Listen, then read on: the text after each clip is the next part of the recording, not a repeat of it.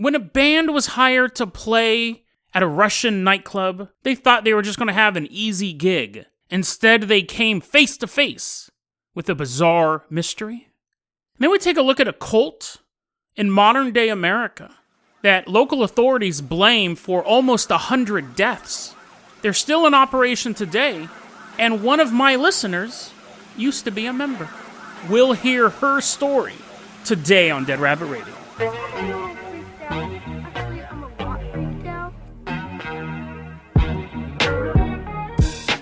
Hey everyone, welcome back to another episode of Dead Rabbit Radio. I'm your host, Jason Carpenter. I'm having a great day. Hope you guys are having a great day too. We got a ton of stuff to cover, so we're going to get started right away. First off, let's go ahead and introduce our Patreon supporter for the day. Coming into Dead Rabbit Command right now, riding a giant worm, riding one of those worms from Beetlejuice. I don't know why that popped in my head. Is Garrett Rice. He's not making those noises. The worm is. He's riding the worm, has little reins in his mouth. Again, the reins are not in Garrett's mouth. They're in the worm's mouth. Garrett, you're going to be our captain, our pilot this episode. If you can't support the Patreon, or if you hate worms, that's okay. Garrett might be allergic to them for all I know. But it's okay. Just help get the word out about the show. Really, really helps out a lot. We also have a merch store. That's in the show notes below. You want a coffee cup or a shirt? You guys know what a merch store is. I don't actually have to tell you what's in there. Garrett, hop off your pet worm, Squirmy. I'm going to toss you the keys to the Jason Jalopy. We are leaving behind Dead Rabbit Command, and we are headed out to Russia. Cars driving. Then we have to get on a boat anyways, so now we're just sitting on the boat. Garrett's like, dang it, why can't I have taken the boat? We have several boats, but it's okay. The captain lets you steer the boat, Garrett. The captain gives you like a little pin and a little sailor's outfit. He lets you steer the fake steering wheel. They let the kids steer. But once we get to Russia, it's back in the Jason Jalopy. So Garrett, once again, drive us through this country. The year is 2013. So let me give some shout outs to you before we start the story. First off, Ira Onok is the one who sent me the story. So thank you so much. I hadn't heard this story before. Really appreciate it. I got most of my information from a YouTube channel called All Things Creepy. If you like this channel, I'm sure you'll like All Things Creepy. We talk about a bunch of creepy stuff, but it's just not the name of the show. But theirs is, so check them out. Also, I needed some translation on this because it's in Russian. There's English subtitles, but we've been tricked before in stories from other languages. Sometimes people put fake subtitles. So I reached out to a listener who I knew could speak Russian. Spiritual Abortion. Spiritual Abortion did a secondary translation just to make sure that's what they said. And I want to give another shout out to Spiritual Abortion. Due to the first 90 Days Challenge, he just released his first EP. So that's what the 90-day challenge can do for you. It's nothing I'm selling. It's no gimmick. Try to make these next 90 days really count in your growth.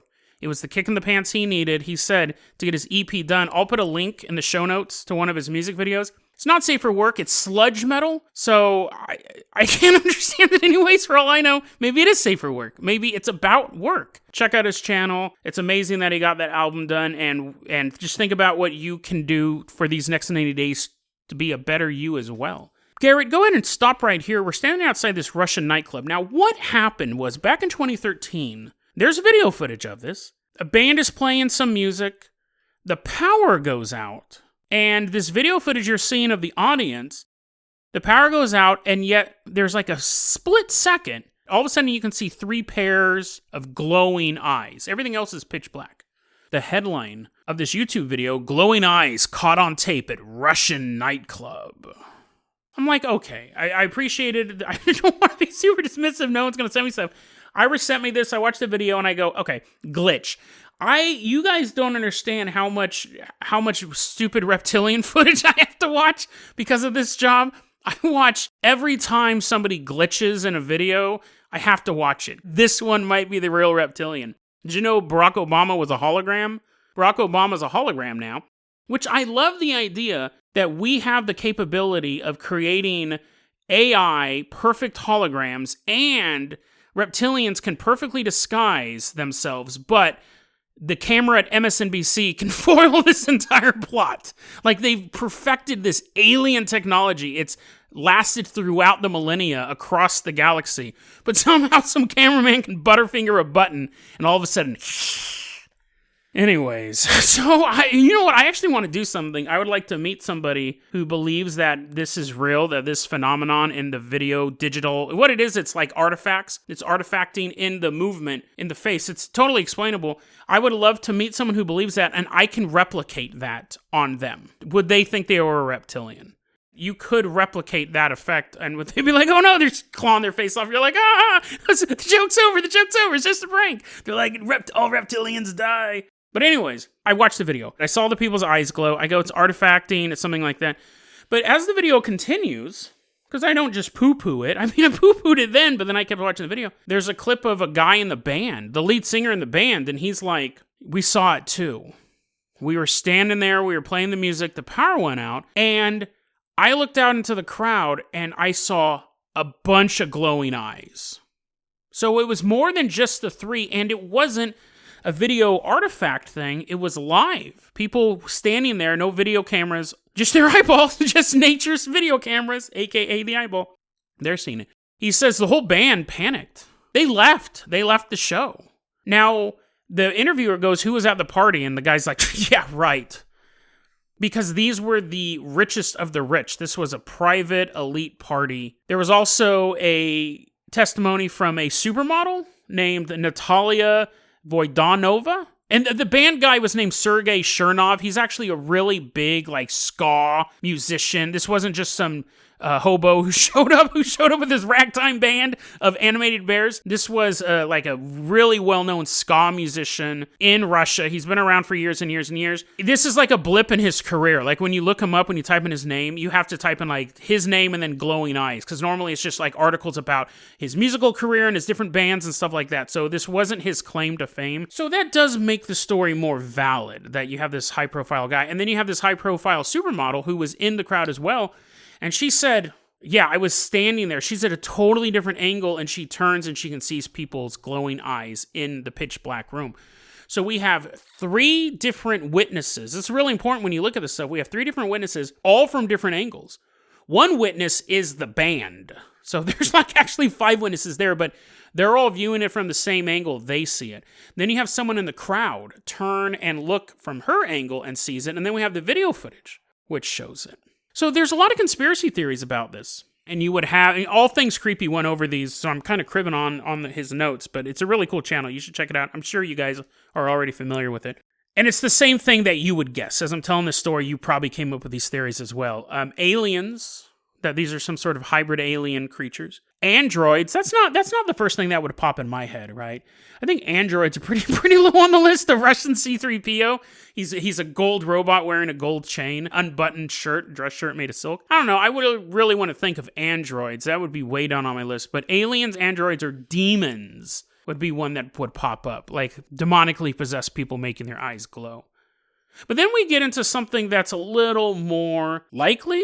I mean, I believe in demons, and I believe in aliens, and I guess I believe in androids. I mean, there's no reason for me. They'll be here eventually, but I don't think there's automatons walking around right now. But Natalia, she said that someone else in the crowd, after this had gone on, someone else in the crowd gave their opinion that it was stem cells. It was stem cell therapy. And what's funny, because this video, I'm surprised they didn't touch on adrenochrome. Because that is, instead of androids, I would have gone with the other A conspiracy theory, adrenochrome. That's what I would have gone with. I'm not saying it's true, but if someone said pick conspiracy theories that wouldn't make people's eyes glow, I'd be like, well, supposedly you get injected with adrenochrome in the eyeball or something like that. Stem cells, which is far more realistic than adrenochrome, because we did a whole episode on that, and it doesn't work the way the conspiracy theorists think it does. But stem cells, it's basically like gene splicing, gene editing, stem cells, and things like that. And I looked into it, and there actually is the ability to make your eyes glow in the dark. It is possible to do that. They just take the stem cells, and they take a couple of glow sticks from the dollar store, and they're like mixing it up. Do-do-do-do-do. Apparently you can do that. The question is this, their eyes glowing in the dark, is it the bug or the feature?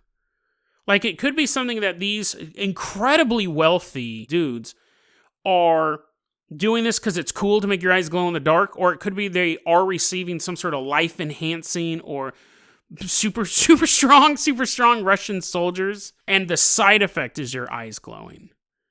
And it's funny because stem cells is one of those things that like I was vaguely aware of back when, in the early 2000s, when George Bush was like, we're not going to allow stem cell therapy in the United States. And I remember thinking, is the president of the United States really talking about like cloning technology? Like he was saying like, we can't have clones. And I was like, what sci-fi world do we live in? The coolest one, it turned out, because this place is pretty cool. I didn't know it had advanced to the point. I always thought it was still theoretical and they were still kind of goofing off stuff, nerds in a laboratory throwing stem cells, pouring them down each other's backs. I saw this article the other day. This woman had some macular degeneration. What they'll do is they'll take belly fat out of your stomach and they inject it into your eyeballs. They actually, there's a couple steps in between that. They have to like remove stuff. They just don't go like, oh, I hope you ate a bunch of Taco Bell last night. We need all the fat cells we can get. They have to like separate it. They get out the stem cells. They inject it into her eyes and she went blind. But apparently people do that. That's an actual therapy that people do for macular degeneration. Oh, gross. Like all of it's gross. Getting the stuff taken out of your stomach, then having some guy with a little ladle going, just right. The stem cells are just ready to get injected in your eyeball. And then she got injected it into her eyeballs, and then the retinas peeled away. That's happened multiple times. You think after the first time, people would go, maybe this isn't a good therapy for people who are losing their vision to make them go even more blind. It's unlicensed. So stem cells have...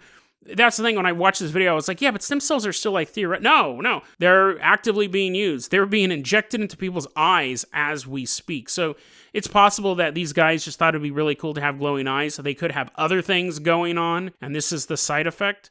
Or it could be a bunch of androids. It could be proof that the C-3POs are about to take over. The very polite world order is about to begin. Garrett, let's go ahead and leave behind Russia. I'm going to toss you the keys of the Carpenter copter. We are headed back to an undisclosed location in the United States. As we're flying out there, I got to give a Dead Rabbit Recommends. I can't tell you anything about the movie. I'm just going to tell you to watch it. You're going to enjoy it. I actually was recommended this movie by a Dead Rabbit Radio listener named Christopher Padmos. He sent me this movie. He has watched everything on the Dead Rabbit Recommends list. He goes, I'd either seen it, or when I was watching it, being like, oh, dude, this movie's nuts, so I have a movie to give to you. It's called Freaks. It's not the old 1930s Freaks, one of us with the circus freaks. It's a new movie. It's 2018. It's called Freaks. It's on Netflix. It stars Emil Hirsch and Bruce Dern. Don't look at the trailer. Poke your eyes out. Get stem cells in your eyes if you even come close to look. Don't watch the trailer. Don't look at the movie poster. Don't read the synopsis. Just watch the movie. There's a magic to the storytelling in the movie which is incredibly hard to replicate. It doesn't have a twist. It's just a very unique way to tell a story.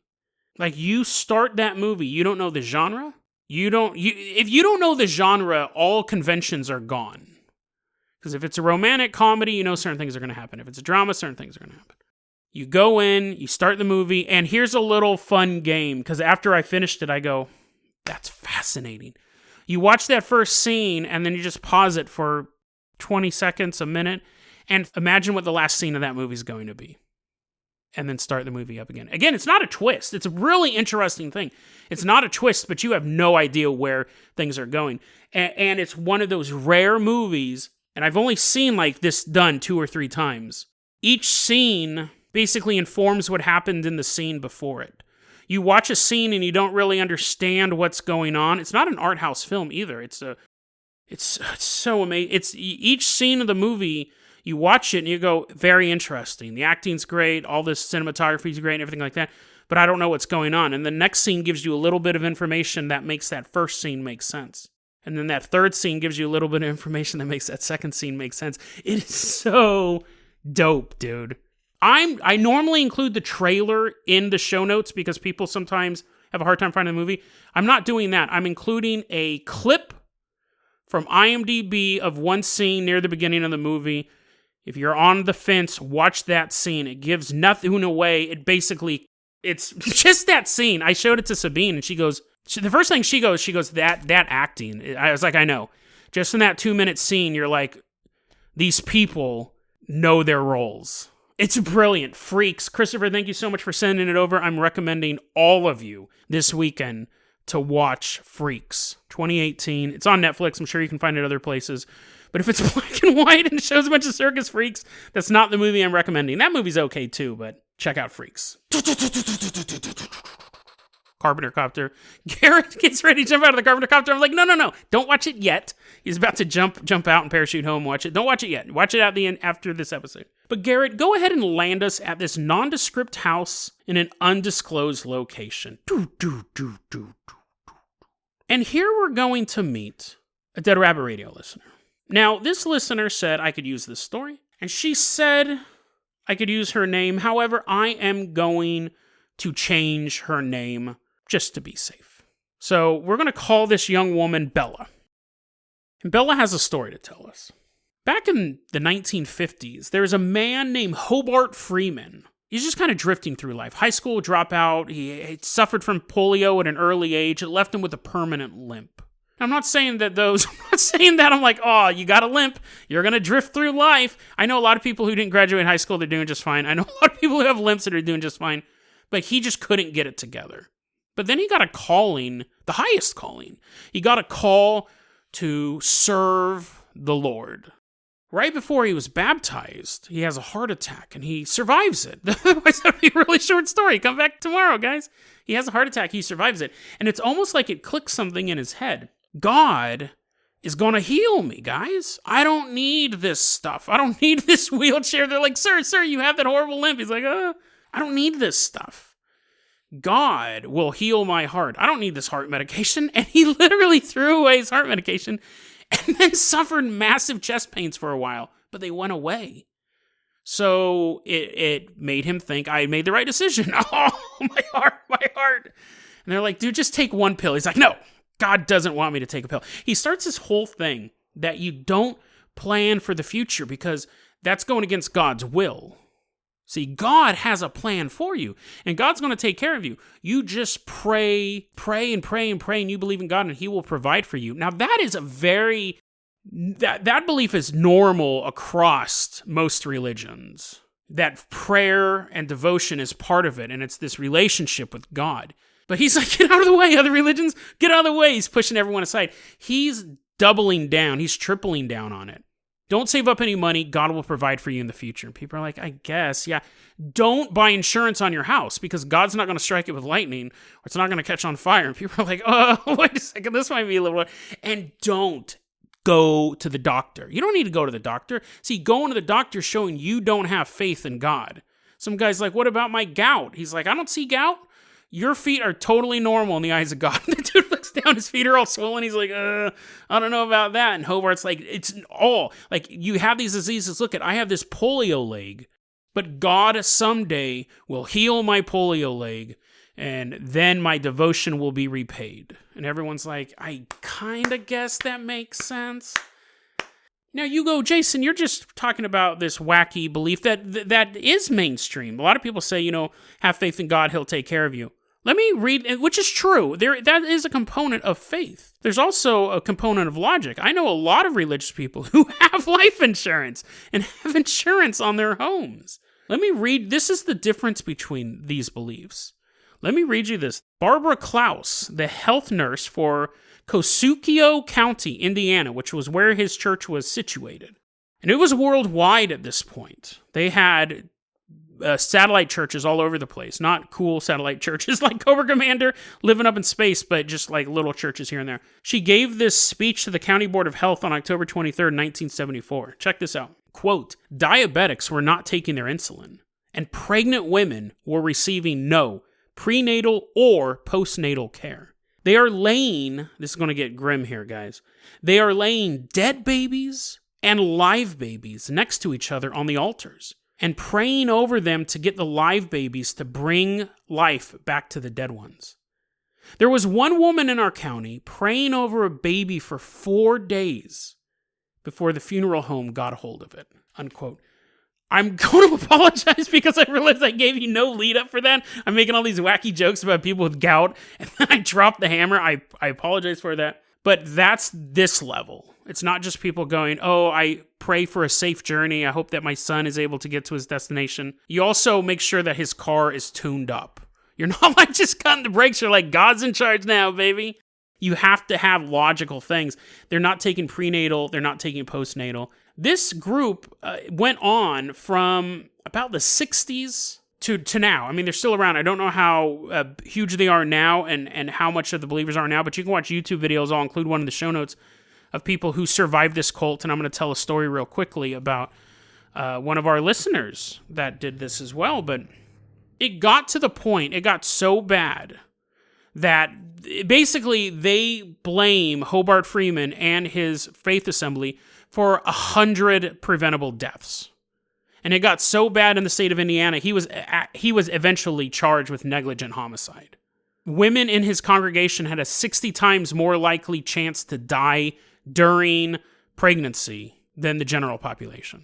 So he gets charged with negligent homicide, and about 2 weeks later, he has a heart attack. He dies himself. And not just that, he has heart failure, pneumonia, and an ulcerated, gangrenous leg. And that's the story of Hobart Freeman in a nutshell.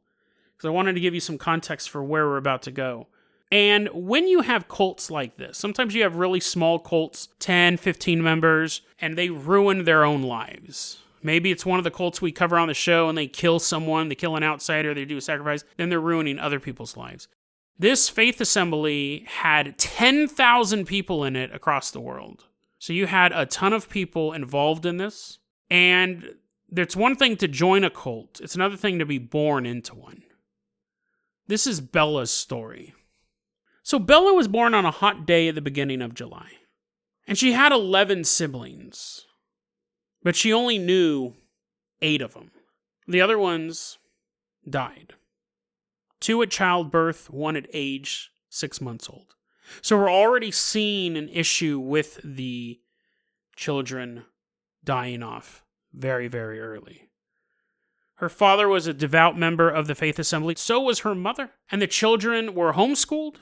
There was no television. It was basically, you hung out with your siblings. Your parents taught you. You did shadow puppets at night. She didn't actually say that, but we're assuming old-timey Little House on the Prairie type stuff. They're walking around doing shadow puppet stuff. She's an expert at it. But they're isolated. Now, this is 1996. This isn't 1956. This was happening in all of our lifetimes. Her last sibling was born on June 5th, 2006, and she says we all knew that baby was born after midnight. But there was no way they were going to put on that birth certificate 666. After the last child was born, her mom got sick. But you can't go to the hospital. But, maybe it's postpartum depression, which I wonder if they even knew what that was, because that's something you hear from a doctor. She doesn't feel good. And then she doesn't heal from that last home birth. There was no prenatal care, no postnatal care. Even the hippies who give birth in like hot tubs or river streams, they still go to their doctor afterwards. They can get stitches done. God, this episode is disturbing, but you know what I mean? They can have this treatment done. Her mother just had 11 children, no postnatal care. She's just suffering. The pain is constant.